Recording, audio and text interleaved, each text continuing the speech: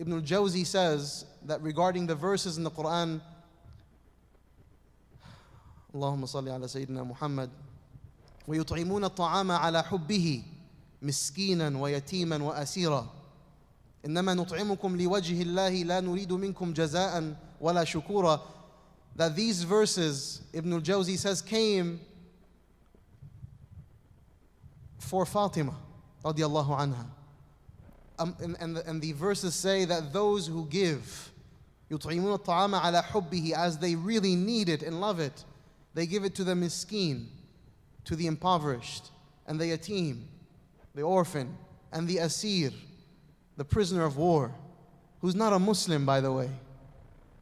You know, to give, and this was Sayyidah Fatima. This is what Ibn al-Jawzi says, that this was with regards to Sayyidah Fatima, that she was out there and she was serving and giving selflessly in the way of Allah subhanahu wa ta'ala, you know, protecting His creation, showing the true virtues of what this religion is, and that it removes hardship and difficulty, that it uplifts. You know, that this religion has nothing to do with bombing churches, with people who are praying in a church, right, in Egypt. You know, a history, a rich and beautiful history between Egyptian Muslims and Egyptian, you know, Christians. A beautiful history that the history books will tell you volumes about. And today, the ugly snakehead of sectarianism that is being wedged into that country, and that's been wedged into Sudan and many other countries, that there is an inherent problem between Christians and Muslims. This is an abomination. Our religions do not call for this.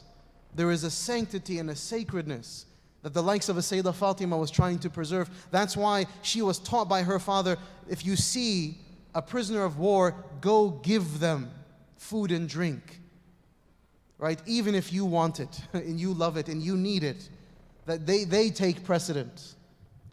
And subhanAllah, Allah subhanahu wa ta'ala says, لَا نُرِيدُ مِنْكُمْ جَزَاءً وَلَا شُكُورًا. We do not seek any reward from you. We give you for the sake of Allah.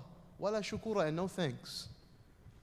Don't thank me. This is for the sake of Allah. This is what the deen of Allah teaches. And that's why being so concerned over this religion is essential, because it preserves the human being spiritually, it saves your soul, but it brings goodness to society. It relieves the pains and the hardships. That's why Allah in the Quran says, وَلَوْلَا دَفْعُ اللَّهِ النَّاسَ بَعْضَهُمْ بِبَعْضٍ لَفَسَدَتِ الْأَرْضِ. If it wasn't for the fact that you would have good people who had the values of the Quran and Sunnah, who embodied prophecy, who were up against those who were seeking to sow corruption on this earth, then this world would be destroyed. In another verse, Allah subhanahu wa ta'ala says, لَهُدِّمَتْ صَوَامِعَ وَبِيَعَ. That churches and synagogues and places of worship would be destroyed if it wasn't for the fact that you had good people who cared about Allah subhanahu wa ta'ala, who cared about the sacredness of the human being, who cared about the sanctity of sacred spaces. If it wasn't for those people, there would be destruction. And that's why our commitment to Islam is not simply this nice thing that I may consider to do when I get over my laziness. Not to say that everyone is lazy, but you know what I'm saying. That Islam is something that it's a call from Allah to bring life to yourself and to bring life to civilization.